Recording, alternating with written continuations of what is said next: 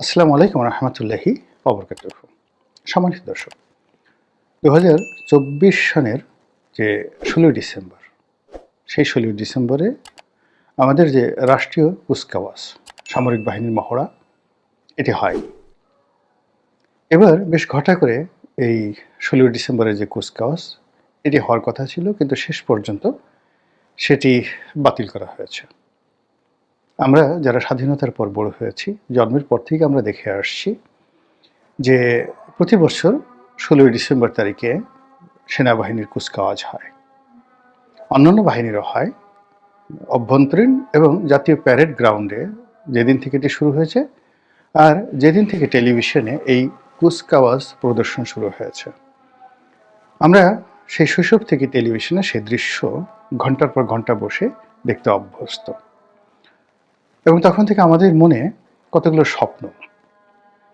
কেউ সেই বিমান বাহিনীর যে ফাইটার প্লেনগুলো, এগুলোর উড্ডয়ন দেখে একটা শিশুর মনে পাইলট হওয়ার আকাঙ্ক্ষা জাগত। কেউ সেনাবাহিনীর প্যারেড দেখে কেউ সিপাহী হতে চাইতেন, কেউ সেকেন্ড লেফটেন্যান্ট হতে চাইতেন, কেউ মেজর কর্নেল, ব্রিগেডিয়ার হতে চাইতেন। কেউ রণসঙ্গীত চল চল চল ঊর্ধ্ব গগনে বাজে মাদল, এটার যে বাদ্য, এই বাদ্যর সঙ্গে লেফট রাইট করতে করতে মুক্তিযুদ্ধের কথা স্মরণ করতেন। কেউ জাতীয় সঙ্গীতের সময় বা প্রেসিডেন্ট বা রাষ্ট্রপ্রধান যখন সালাম গ্রহণ করতেন, সেই দৃশ্য দেখার পরে কেউ রাষ্ট্রপতি হতে চাইতেন, কেউ সরকার প্রধান হতে চাইতেন, আর সেনাবাহিনীকে নিয়ে গর্ব করতেন। অনেকে আত্মতৃপ্ত হতেন, অনেকে নিরাপদ বোধ করতেন যে এই বাংলায় একটি সেনাবাহিনী আছে, যে সেনাবাহিনী আমাদের দেশ রক্ষার জন্য প্রস্তুত, আমাদের নিরাপত্তা দেওয়ার অতন্ত্র প্রহরী। আমরা তাদেরকে ভালোবাসি, তারা আমাদের জন্য জীবন দিতে প্রস্তুত। এই কারণে আমরা তাদেরকে শ্রদ্ধা করি এবং তাদেরকে লালন পালন করা থেকে শুরু করে রাষ্ট্রীয় কোষাগার থেকে যে অর্থবৃত্ত দেওয়া হয়, বিনিময়ে তারা দেশের প্রয়োজনে জীবন দিতে রাজি থাকেন। এই যে বোধ, নাগরিক মনে যে বোধ, এই বোধ এই জাতীয় কুচকাওয়াজটির মাধ্যমে আমরা ধারণ করি। ব্যক্তিগতভাবে আমি বহু বছর ধরে এই কুচকাওয়াজ দেখি, কখনো সশরীরে, কখনো টেলিভিশনে। এবং গত সেই 20-25 বছর ধরেই, বিশেষ করে 2000 সেই কি বলবো 111-এর পর থেকেই আমি এই প্রতি বছর কুচকাওয়াজ এলেই আমার চীনের কুচকাওয়াজ বা উত্তর কোরিয়ার কুচকাওয়াজ বা আমেরিকার কুচকাওয়াজ, এমনকি পাকিস্তানের যে সামরিক বাহিনীর কুচকাওয়াজ, এটা আমাকে আকর্ষণ করে। আমি অনেকগুলো ভিডিও শেয়ার করেছি এই কুচকাওয়াজের, যে তারা যেভাবে তাদের সৈন্যবাহিনীকে গঠন করেছে এবং যতটা যাকে বলা হয় discipline, well trend, well ম্যানার্ড, well dress. আমার একটা স্বপ্ন বাংলাদেশ সেনাবাহিনীর যে চৌকুশ দলটি এরকম হবে। এই জন্য সেই প্রায় প্রতি বছরই 16 ডিসেম্বরের পরে আমি এরকম চায়নার বা উত্তর কোরিয়ার কিংবা রাশিয়ার ভালো ভালো যে সকল ফোর্স রয়েছে, যারা খুব ভালো প্যারেড করেন, তাদের ছবিগুলো আমি পোস্ট করি। এই কারণ হলো সাম্প্রতিক সময় আমরা দেখতে পেয়েছি যে আমাদের সেনাবাহিনীর মধ্য থেকে কতগুলো জিনিস উঠে গেছে। যেমন আগে সেনাবাহিনীকে সবাই বাধ্যতামূলকভাবে বেল্ট পরতে হতো। কোনো সেনা কর্মকর্তা তাদের বিরাট একটা ভুঁড়ি থাকবে, তাদের পশ্চাৎ দেশে কয়েক কেজি মাংস থাকবে, থলথল করে সেগুলো নড়তে থাকবে। এ দৃশ্য আমরা এরশাদ জামানাতেও দেখিনি। তখন পর্যন্ত মানে সেনাবাহিনীর মধ্যে একটা প্রফেশনাল, যাকে বলা হয়, একটা ফিলিংস ছিল, অ্যাটিটিউড ছিল, আর্ট ছিল। ধীরে ধীরে সেই আমাদের রাজনৈতিক শক্তিগুলো সেনাবাহিনীকে নিশ্চল করার জন্যে, তাদের আনুগত্য লাভের জন্যে, তাদেরকে লোভী বানানোর জন্য নানা রকম সুযোগ সুবিধা দিয়ে মূলত সেনাবাহিনীর যে দক্ষতা এবং তাদের যে ইফেক্টিভনেস, যেটা পুরো 70-এর দশকের 80-র দশকে ছিল, এই 20 বছর ছিল, 91 থেকে এটা ধীরে ধীরে ধীরে ধীরে পলিটিসাইজ হওয়া শুরু করে। আর এই পলিটিক্সের সাথে সাথে তাদের ড্রেস কোড, তাদের পোশাক, তাদের বেল্ট, তাদের শরীরের মেদ জমা, এই জিনিসগুলো জমতে থাকে। এটা আমি সবসময়ই আমার কাছে মনে হয়েছে যে না, মিলিটারিকে আসলে মিলিটারির মতোই রাখা উচিত।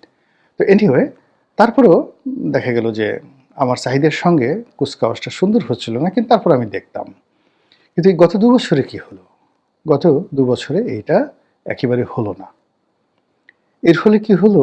এই ২ বছরের যে সকল আমাদের মানুষ যাদের বয়স ১৫ বছরের নিচে, তাদের কাছে সেনাবাহিনীর কোনো রূপরেখা, সেনাবাহিনীর কোনো ভিশন, কোনো মিশন, এটা স্বপ্ন আকারে প্রতিফলিত হলো না। উল্টো সেনাবাহিনী সম্পর্কে যে সকল নেতিবাচক যে বিষয়গুলো ইদানিং হচ্ছে, বা ইতিপূর্বে যে সকল নেতিবাচক বিষয়গুলো রাজনীতিবিদরা প্রচার করেছে, ওইগুলো এই সামরিক কুচকাওয়াজ না হওয়ার কারণে সেগুলো আরও সামনের দিকে চলে আসতে থাকবে। এখন এই যে গত বছর হলো না, এই বছর হলো না, কারণটা কি? এই কারণে কেন আমরা প্রশ্ন করতে পারছি না? এই কুচকাওয়াজ না হওয়ার পেছনে যারা দায়ী, আমরা কেন তাদেরকে জিজ্ঞাসা করতে পারছি না যে কেন? যে বাহিনীটি দেশের নিরাপত্তা বিধান করবে, সেই বাহিনীটি প্যারেড গ্রাউন্ডে এসে এমন কি ঘটছে বাংলাদেশে যে কারণে তারা লেফট রাইট করতে পারবে না? যে বাহিনী সারা বাংলাদেশের টেকনাফ থেকে তেঁতুলিয়া পর্যন্ত আইন শৃঙ্খলা রক্ষা করছে উইথ ম্যাজিস্ট্রেসি পাওয়ার, তারা তাদের নিজস্ব বলয়ের মধ্যে তারা কুচকাওয়াজ করতে পারবে না কেন? হোয়াই? কি হয়েছে? এই বিষয়গুলো নিয়ে আসলে আমরা অনেকে আলোচনা করছি, খোলামেলা আলোচনা করছি না, অথচ আমরা কিন্তু মারাত্মক ক্ষতির সম্মুখীন হচ্ছি। দেশ, জাতি, সেনাবাহিনী, সরকার, রাষ্ট্র, জনগণ সবাই। এটা কোনো সাধারণ বিষয় নয়। একটি দেশের সেনাবাহিনী এতটা গুরুত্বপূর্ণ যে সেনাবাহিনী না থাকলে আসলে দেশ থাকে না, কখনো দেশ থাকে না। সেনাবাহিনী আমাদের লাগবেই, তারপরে পুলিশ বাহিনী আমাদের লাগবে। পুলিশ এবং সেনাবাহিনী ছাড়া একটা দেশ কোনো অবস্থাতে চলে না।